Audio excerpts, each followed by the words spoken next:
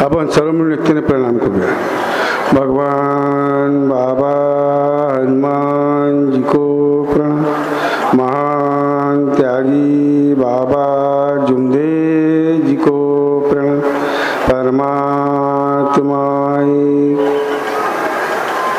परमपूज्य परमात्मा एक सेवक मंडळ वर्धमान नगर नागपूरच्या वतीने बाबाच्या आदेशानुसार आजचे हे भव्य सेवक संमेलन मौजा कनेरी संगमनेर किल्लाराम डोलीमारजी नागलबाडे पाटील यांच्या या भव्य पटांगणामध्ये या संमेलनाचे आयोजन करण्यात आले. त्यानिमित्त भगवत कार्याची चर्चा बैठक या ठिकाणी सुरू आहे. या भगवत कार्याच्या चर्चा बैठकीमध्ये स्वयं भगवान बाबा हनुमानजी उपस्थित आहे. भगवंताला माझा प्रणाम. परमपूज्य परमात्मा एक सेवक मंडळाचे संस्थापक मानव धर्माचे प्रणेते आम्हा सर्वांचे सद्गुरू महांतगी बाबा जुमदेजी सम उपस्थित आहे. बाबांना माझा प्रणाम. बाबांना वेळोवेळी सहकार्य करणाऱ्या आम्हा सर्वांना प्रेम देणाऱ्या आमच्या सर्वांच्या मातोश्री वाराणसी ठोबरीकर सुद्धा उपस्थित आहे. मातोश्रीला माझा प्रणाम. आजच्या कार्यक्रमामध्ये प्रामुख्याने उपस्थित आजच्या कार्यक्रमाचे उद्घाटक परमपूज्य परमात्मा एक सेवक मंडळाचे संचालक सन्माननीय संजयजी महाकाळकर साहेब.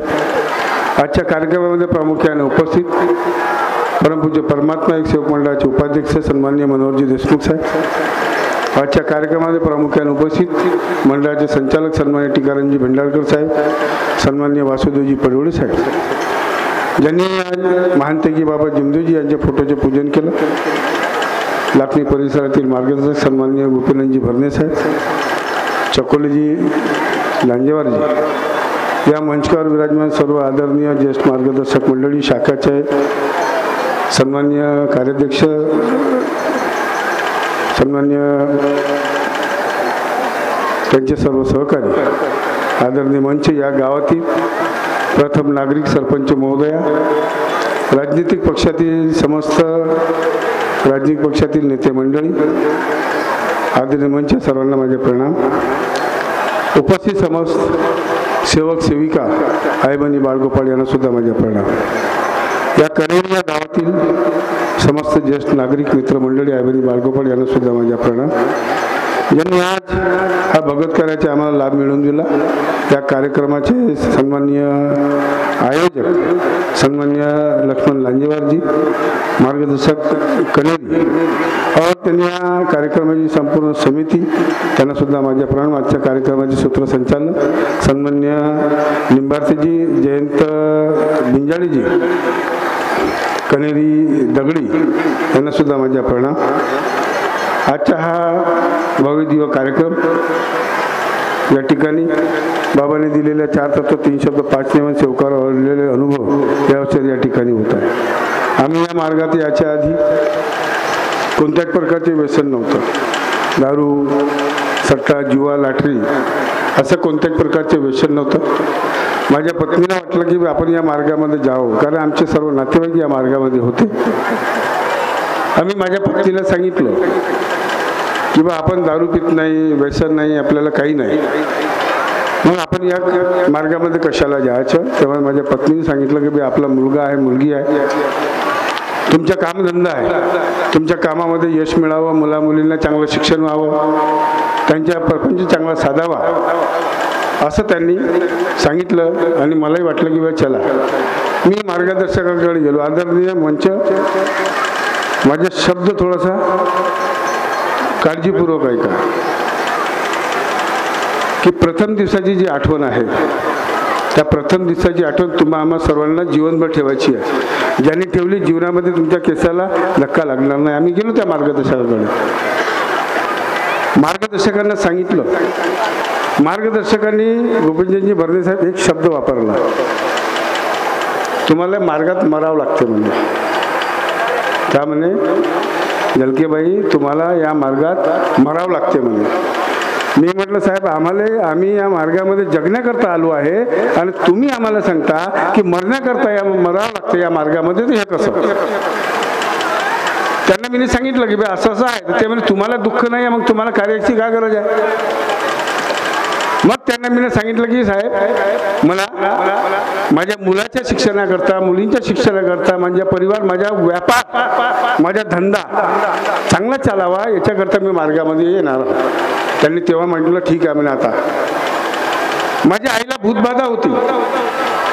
माझी आई माझ्या लहान भावासोबत राहत होती. जेव्हा आम्ही मार्ग स्वीकार केला, मार्गाचा स्वीकार केला, तेव्हा आमची आई लागोपाठ या मार्गामध्ये आमच्या सोबत आली. ती सुद्धा कार्य करू लागली.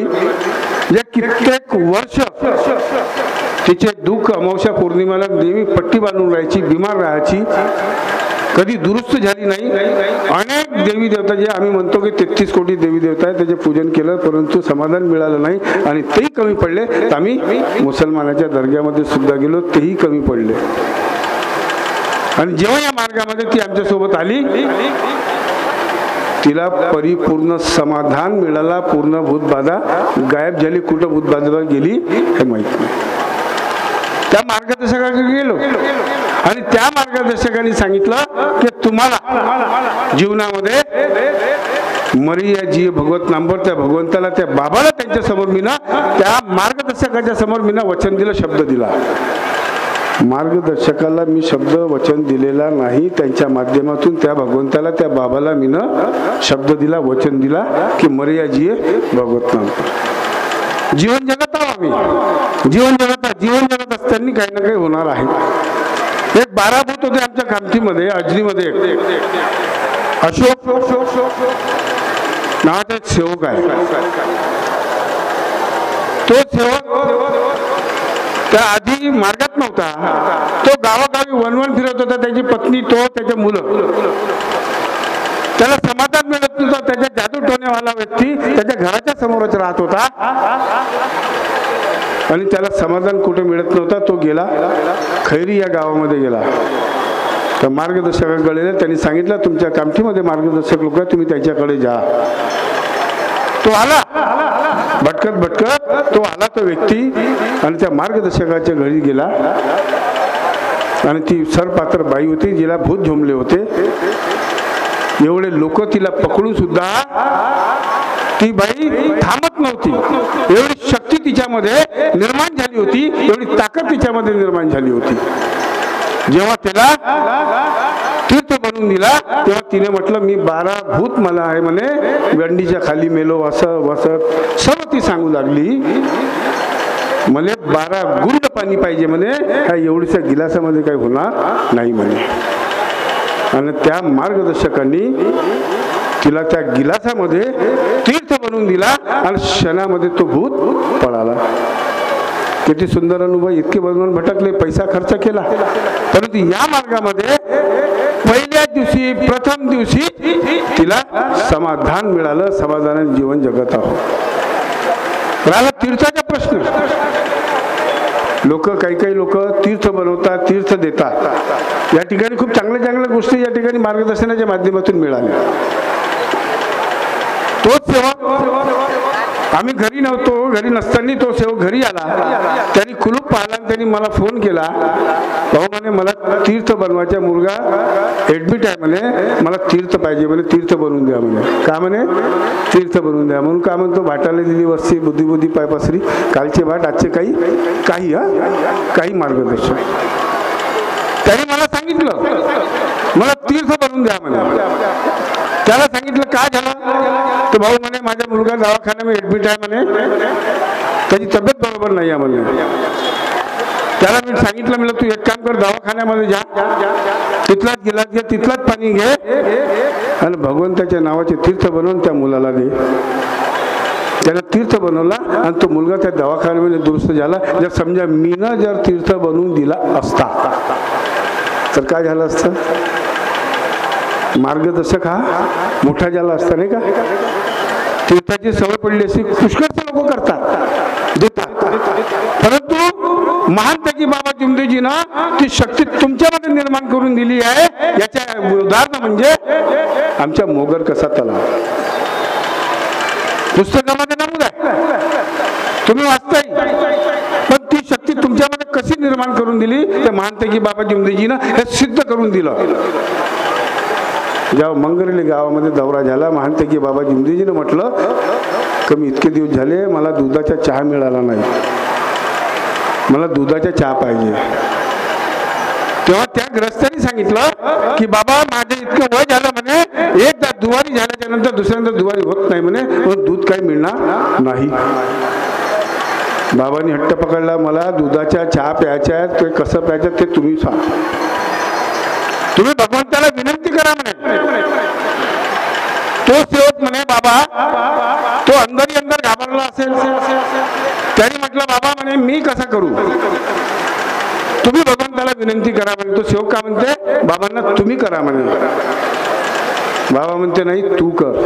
समजा बाबांनी जर विनंती केली असती आणि दूध जर मिळालं असतं तर त्या सेवकांनी का म्हटलं असतं की बाबाजवळ काहीतरी मंत्र आहे आणि म्हणून बाबांना दूध मिळालं. बरोबर आहे का नाही? आणि म्हणून महानतेकी बाबा जिमदीनी त्या सेवकाला सांगितलं तू विनंती कर म्हणे की माझे बाबा माझ्या गावाला आले, माझ्या बाबांना दुधाचा चहा प्यायचा आहे, तुम्ही मला दूध द्या. त्यांनी विनंती केली, म्हशीला थाप मारली आणि 2 लिटर दूध मिळाला. कोणाच्या विनंतीवरून? तुमच्या, त्या सेवकाच्या. म्हणजे तुमच्याजवळ किती शक्ती आहे, किती ताकद आहे, तुम्ही ओळखलं का? तुमच्या शक्तीला, तुमच्या ताकदीला ओळखलं का? ती शक्ती तुमच्यामध्ये आहे, फक्त ओळखण्याची गरज आहे. अरे अगरबत्तीमध्ये तुमचे दुःख दूर होत जाते. मगाशी महाकाळकडे सांगा ब्रेन ट्यूमर, सिकल सेल, इथं आहे ना बसले हे वासुदेव पडोळे साहेब, ब्रेन ट्यूमर झाला होता. किती महिन्याचे जीवन होतं तुमच्या आलं? 6 महिने. किती वर्ष झाले? दिसून राहिले धष्टपुष्ट नाही का? दिसते का नाही? हे आमचे मनोहरजी देशमुख साहेब कॅन्सर झाला, 7 गाठीच्या त्याला कॅन्सर झाला, मराले निघाले होते. त्या भगवंताच्या कृपेनं, त्या ज्योतीच्या तेलानं त्याचा कॅन्सर दूर झाला. ते जुने अनुभव आहेच, पण नवीन बी सुद्धा या ठिकाणी आहे. भरपूर अनुभव आहे. संधी मिळत नाही कारण वेळ राहते. मग आम्ही 12 वाजता आलो, पहिली वेळ आहे की आम्ही इथं 12 वाजता आलो. आणि 12 वाजता येण्याचे कारण म्हणजे असं की आम्हाला कुठेही ट्रॅफिक भेटला नाही. 1 घंटा आमच्या चहा पाण्यामध्ये, नाश्त्यामध्ये गेला. आणि 1 तासामध्ये 4 मार्गदर्शन या ठिकाणी झाले असते. आम्ही नाश्ता पाणी करून येतो, आम्ही जेवण करूनच येतो. सवय, आम्ही खेडेवाले लोक आहोत, सकाळची सवय आम्हाला जेवण करायची. त्यात 1 तासामध्ये या ठिकाणी मार्गदर्शन आम्हाला पुन्हा जास्तीचे मिळालं. तर ही बाबाची कृपा आहे, कोणत्या मार्गदर्शकाची कृपा नाही आहे, कोणत्या अध्यक्षाची, कोणत्या संचालक मंडळाची कृपा नाही आहे. ती भगवंताची कृपा आहे. त्या भगवंताच्यावर शब्द ठेवा. तुम्ही जे शब्द जर लोकांच्या परिवार, स्वतःच्या परिवार उंचवण्याकरता जर तुम्ही शब्द ठेवाल, ते शब्द आज नाही तर उद्या पूर्ण होतील, यात दुमत नाही. कोणाला पाळून करण्याचे जर कार्य करत असाल तर जीवनामध्ये तुम्हाला कधीही यश मिळणार नाही, ही गोष्ट निश्चित ठेवा. त्या काळातली गोष्ट. आता मगाशी 1 तास आम्ही बसलो, परंतु फायदाही झाला, फायदाही झाला. त्या पाटीलकडे आम्ही बसलो आणि त्याचा फायदा झाला. कसा झाला माहिती आहे तुम्हाला? की यांचे त्यावेळेस 41 दिवसाचे कार्य होत होते म्हणते. म्हणजे 40 दिवसाचे कार्य 41व्या दिवशी प्रसादी आणि फोटो आणून हवन होत होतं. बरोबर आहे आदरणीय? मगाशी आम्ही चर्चा केल्या सर्व. का हो गुरुजी, बरोबर आहे का? हे 40 दिवसाचे होते का कार्य? नव्हते. होते नाही, अजिबात नाही. नियमावलीमध्ये बी आहे, नियमावलीमध्ये बी आहे. 3 दिवसाचे कार्य 4थ्या दिवशी समाप्ती होते, 7 दिवसाचे कार्य 11व्या दिवशी समाप्ती होते. नियमावलीमध्ये पाहून टाका. आता मी तर 2002 पासून बसलो आहे नाही का, पण त्याच्या आधीची नियमावली मीनं नाही बनवली आहे. मीनं बनवली नाही आहे, परंतु मीनं एक काळ पाहिला. मनोहर राम केळकर, भंडारपडी दूध डेअरी, इथं व्यवस्थापक होता, मॅनेजर होते. जे तिथून ड्युटी सोडली लांजेवारची, तेव्हा कामठीमध्ये राहिले आले. माझी आमदार आजनीचे, त्यांच्या इथे दूध डेअरी होती, तिथं नोकरी केली त्यांनी. ज्यावेळेस दूध डेअरी भंडारपडीमध्ये नोकरी करत होते तेव्हा बाबांनी त्यांना शब्द दिला होता की तू कुठेतरी चुकला आहे, ते चूक बाबांनी त्यांना सांगितली आणि तू म्हणे जाऊनसानी कार्य करून टाक म्हणे. आदरणीय लक्षात ठेवा, जो शब्द सांगत आहे तुम्हाला स्वतः प्रत्यक्ष ऐकलेला शब्द आहे, मी बोललेला शब्द आहे. त्यांनी त्यावेळेस पैसा होता, परिस्थिती चांगली होती, परंतु त्यांनी कार्य घडवले नाही. बाबाच्या शब्दाचा अनादर केला. भंडारबोडी दूध डेअरी सावी बेटाच्या नावाने होती, ती भंडारबोडीमध्ये आली आणि भंडारमध्ये बोडीमध्ये ती दूध डेअरी चालली आणि काही काळाच्या नंतर ती बंद झाली. आणि त्याग्रस्तानं म्हणून राम केळकर आता या जगात नाही, या भगवंतामध्ये विलीन झाले. आणि जेव्हा त्यांनी सांगितलं, आमच्या इथं 2 गट होते कामठीमध्ये, त्यांनी सांगितलं, त्यांनी मला म्हटलं भाऊ म्हणे आपण कार्य इकडं करतो आणि बाबांचा हा शब्द होता म्हणे की याच्याकडून तुम्ही कार्य घ्यायचे. मी त्यांना सरळ शब्दात सांगितलं की तुम्ही जे बाबांनी शब्द वापरलेला आहे त्या बाबाचा शब्द घ्या आणि तुम्ही त्याच्याकडून जे शब्द सांगितलं त्यात सन्माननीय जे मार्गदर्शक आहे त्याच्याकडून तुम्ही जाऊनसानी कार्य घेऊन टाका. त्यांनी कार्य घेतले. कार्य कसे दिले माहिती आहे? आदरणीय शेषरावजी शेंडे साहेब, निंबार्तेजी तुम्ही खूप संचालन करत आहात, गावोगावी संचालन करत आहात. त्यांनी तो शब्द दिला त्यांना, तोही जुना सेवक, त्यांना शब्द दिला तुम्ही म्हणे उद्यापासून 7 दिवसाचे कार्य करून टाका म्हणे आणि 7व्या दिवशी समाप्ती करा म्हणे. आता आम्ही ज्येष्ठासोबत गणपतराव टाकळीकर, नरवालेजी, रमेश ठुबरीकरजी, वाघसाहेब, अनेक जुने लोक त्यांच्यासोबत फिरलो. मी त्याच्या घरी गेलो आणि त्याच्या घरी गेल्याच्या नंतर त्यांनी सांगितलं मदनकर भाऊ म्हणे त्यांनी 7 दिवसाचे कार्य दिले आणि 7व्या दिवशी समाप्ती सांगितली म्हणे, तर हे कसं? तुम्ही म्हणे लोकांना तुम्ही अध्यक्ष साहेबाला विचारा म्हणे. म्हणलं का हो? तुम्ही बाबासोबत राहिले, बाबासोबत उठले, बसले, फिरले, तुम्हाला माहित नाही का? मला माहित आहे म्हणे. 7 दिवसाचे कार्य केले तर 8व्या दिवशी समाप्ती होती म्हणे. आता म्हटलं पहा, शब्द कोणाचा होता? बाबाचा शब्द बाबाचा होता, म्हणून त्या शब्दाच्या बाबाच्या शब्दाचं पालन करा. त्यांनी जे सांगितलं त्या पद्धतीने तुम्ही कार्य करा म्हटलं. केले कार्य. नंतर भगवंतामध्ये विलीन झाले. शब्द ही सैतान आहे आणि शब्द ही भगवान आहे. शब्द ही सैतान आहे आणि शब्द ही भगवान आहे. आणि म्हणून आदरणीय हा साधारण चुका नाही आहे. ज्या लोकांच्या त्यागामध्ये चुका झाल्या असेल त्यांनी त्याची सोडवणूक करून घ्यावी, ही गोष्ट लक्षात ठेवा. जर सोडवणूक केली नाही, आज नाही उद्या संकट आल्याशिवाय राहणार नाही. हे तेवढंच कराय, कारण एवढ्या वर्षाच्या 28 वर्ष, तुम्हाला 50-60 वर्ष झाली असेल, परंतु मला 28 वर्षाचा अनुभव आहे, हे तुम्हाला सांगतो आहे. अंत खरं आहे, प्रत्यक्ष बोलणे असं तसं नाही. म्हणून आदरणीय आणि आपण लोक सेवक बंधू भगिनी त्यागाचे कार्य करत असताना कोणत्याच प्रकारची जर चूक झाली असेल तर ती चूक लपवू नका. ती चूक लपवू नका. लोक लपवतात. काही मार्गदर्शक असे आहे की ती चूक सांगितल्याच्या नंतर काही नाही होत, 3 वेळा माफी मागून टाक, खतम कर. आणि संकट आल्यावर कोण कराल? तुमच्याकडे मंडळाचं कॅलेंडर आहे, मंडळाच्या कॅलेंडरमध्ये नंबर आहे, लँडलाईन नंबर आहे, आमचे नंबर आहे, विचारपूस करा, आपलं जीवन साधवा. एक चूक जर तुम्ही सांगितली नाही तर त्याचा परिणाम वाईट होणार आहे. आणि म्हणून ते सर्व जाऊ दे, याकडे विशेष लक्ष द्या. आता म्हणतात का एक शब्द आठवते. आज निंबार्ते जिथे संचालन करून राहिले त्याच्या समोरची गोष्ट आहे. हा सोपा आहे. इथं एका कार्यक्रमामध्ये म्हणजे तुम्हाला मर्यादा सांगतो. सत्य म्हणजे भगवान, मर्यादा म्हणजे बाबा आणि प्रेम म्हणजे मातोश्री. आम्ही त्या कार्यक्रमात गेलो, निंबार्तेजी तिथं होते.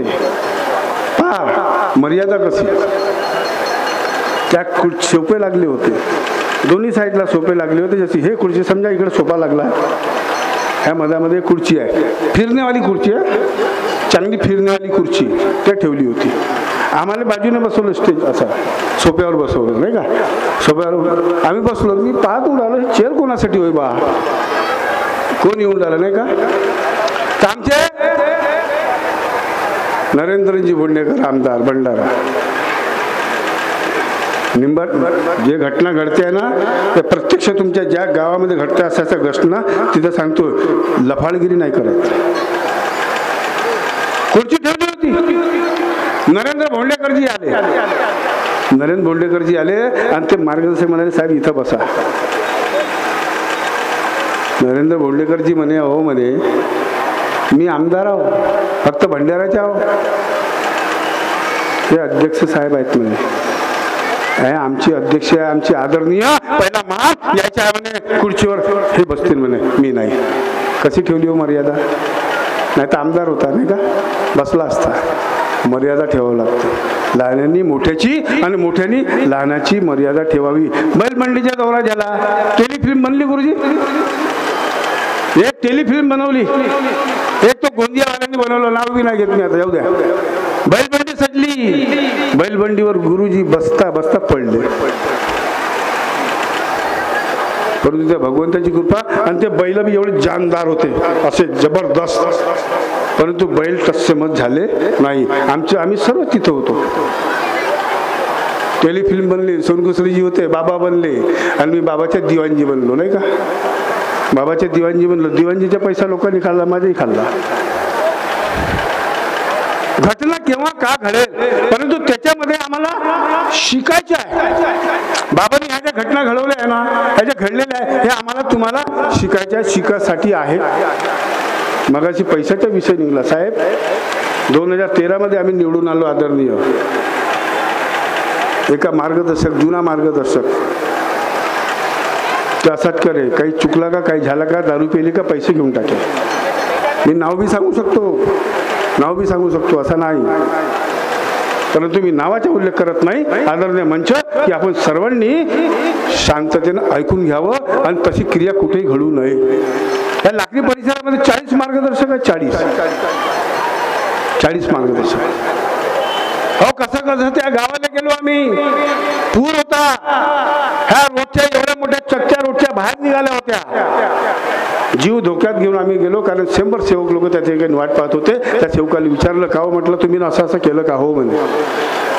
पैसे घेतले, दारू पिली, तर त्या पैशानं आपल्या स्वतःच्या पेट्रोल भरलं, पत्नीच्या गाडीमध्ये पेट्रोल भरलं, मोबाईलच्या रिचार्ज मारला, हाव न केले. पैसे कोणाचे? त्या सेवकाचे. फाईन केलं, फाईन घेतलं. तुम्ही लोकांच्या नावाने बोलता, आमचेच मार्गदर्शक लोक, मंडळाचे काही काही मार्गदर्शक लोक अशा प्रकारचे कृत्य करतात, हे बरोबर आहे का? मग तुम्ही सावध व्हा आणि आदरणीय मंच आणि तुम्ही सेवक सेविका तुम्ही सावध राहा. एखादा मार्गदर्शक चुकला असेल, माईकवर बोलू नका, त्यांच्या घरी जा आणि त्यांची समजायला त्यांना सांगा की साहेब तुम्ही या ठिकाणी चुकता. माफी मागली, विषय संपला. परंतु असं कृत्य होत नाही, असे कार्य होत नाही. म्हणून जाऊ द्या, आपल्याला काही घेणं काही नाही आपल्याला. आपण आज या ठिकाणी 4:30 या ठिकाणी पूर्ण झाली आहे. आदरणीय निंबाळकरजींना अर्धा तास, कारण घ्यावं लागतेच, परंतु आज घेणार नाही. चांगली गोष्ट आहे, तुम्ही अनुभव या ठिकाणी सांगितले, सर्व दिलं. आता एक प्रश्न निर्माण आला. आदरणीय निंबाळकरजी तुम्ही उपसभापती सुद्धा आहात, मंडळाचे मार्गदर्शक सुद्धा आहात आणि महत्त्वाचे म्हणजे नरेंद्रजी भोंडेकर आपले आमदार, त्यांचे PA सुद्धा आहात. एक व्हिडिओ व्हायरल होता आपल्या याच्यामध्ये आणि मी लोकांना सांगत बी आहो का तुम्ही जे भवन निर्माण करत आहात, जे शासन पैसा देत आहे, आज नाही उद्या त्या गावामध्ये तंटे सुरू होणार आहे. एक झाला आहे, आमच्या कामठी क्षेत्राकडे आहे. व्हिडिओ पूर्ण व्हायरल होत आहे आणि आमचे लोक याच्यामध्ये खूप एक्सपर्ट आहे. व्हिडिओ फटाफट व्हायरल करते, फटाफट व्हायरल करते. ते शासन त्याच्यावर कब्जा करणार आहे. आता तुम्ही म्हणाल साहेब तुम्ही बी तर 77 करोड रुपये घेऊन राहिले आश्रमासाठी. तो राजे हो, तो पैसा आश्रमाच्या बाहेर लागणार आहे, आश्रमाच्या आतमध्ये लागणार नाही. तो फक्त तुमच्या पैशाचा आहे. म्हणून आपण याच्याकडे सुद्धा आपण सर्वांनी लक्ष द्यावं. एका ठिकाणी आला साहेब म्हणे तुम्ही हे करून टाका, ते 25 लाख रुपये ते देऊन आले शाखेमध्ये. म्हणलं अजिबात नाही, त्याने करायचे असेल तर बाहेरच्या बाहेर करण, नाही तर अंदर करणार नाही. सेवकाच्या पैशाने करा. सेवक सक्षम आहे ना. हळूहळू होईल. आज नाही उद्या होईल, उद्या नाही परवा होईल. आणि म्हणून आपण याकडे सुद्धा आपण सर्वांनी लक्ष द्यावं. आणि माझ्या बोलण्यामध्ये कसा तिखटपणा जास्त राहते. आणि जे तुम्ही भवन निर्माण करत आहात ते करत आहात, माझ्या काही म्हणणं नाही. परंतु त्याच्यापेक्षा जर ह्या महिला मंडळी, हे आमचे सेवक भाऊचे खाली पिली आहे, चांगले छोटे छोटे उद्योग धंदे उघडा, जेणेकरून आमच्या मुला बाळांची, आमच्या त्या आई बहिणीची रोजीरोटी तरी निघेल. पण असं होत नाही आहे. असं व्हावं आणि आपण सर्वांनी त्या गोष्टीकडे विशेष त्या ठिकाणी लक्ष द्यावं, अशी आजच्या या सेवक संमेलनाच्या प्रसंगी विनंती करतोय. आणि एकच गोष्ट लक्ष ठेवायची, एक चित्त एक लक्ष एक भगवान या म्हणीप्रमाणे. शब्दही शैतान आहे आणि शब्दही भगवान आहे. तुम्ही का मी का तो भगवान ओळखते, त्याच्याजवळ ओळखी आहे. यात दुमत नाही. कोणी कोणाच्या बाबतीत सांगायची गरज नाही आहे. पती स्त्रियांनी मुलांना पतिदेवाला वाईट शब्दात बोलू नये. पण असे काही आहेत ज्या आपल्या पतिदेवाला पती समजत नाही, वेगळ्या भाषेचा उपयोग सुद्धा केला जातो. मुलांना शिवीगाळ वगैरे वगैरे खूप चालते आहे. स्त्रियांनी मुलांना पतिदेवाला वाईट शब्दात बोलू नये आहे. मग सेवकांनी का करावं? सेवकासाठी नियम आहे का? नाही आहे. पण जे नियम स्त्रियासाठी आहे ते नियम पुरुषासाठी सुद्धा आहे, सेवकासाठी सुद्धा. त्यांनी सुद्धा स्त्रियांना आणि मुलांना वाईट शब्दाचा प्रहार करू नये, ही गोष्ट लक्षात ठेवा. आणि बाबाचे ध्येय धोरण आहे. खूप आहे, अनुभव आले, खूप अनुभवाचा सागर भरलेला आहे. हा सेवक संमेलन 2 ते 4 तास चालते. लाखो रुपये या ठिकाणी खर्च होतात. मंडळ उर्वरित रक्कम मागते. याचं कारण आहे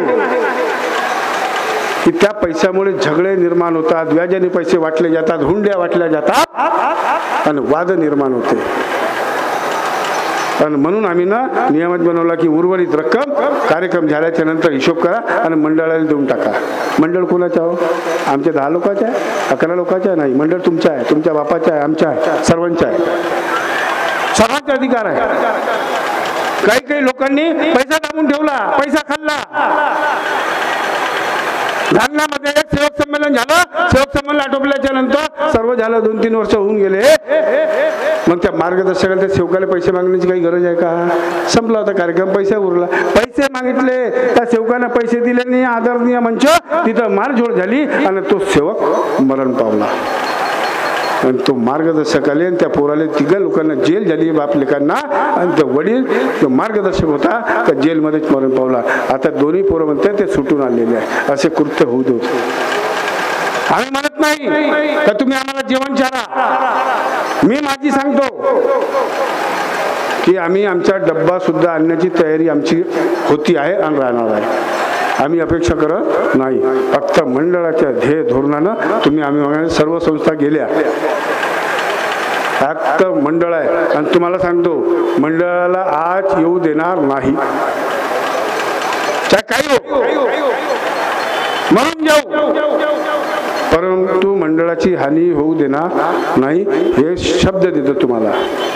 कोणी काय किती प्रयत्न करेल, मिटून जाऊन आम्ही, परंतु मंडळाची हानी होऊ देणार नाही.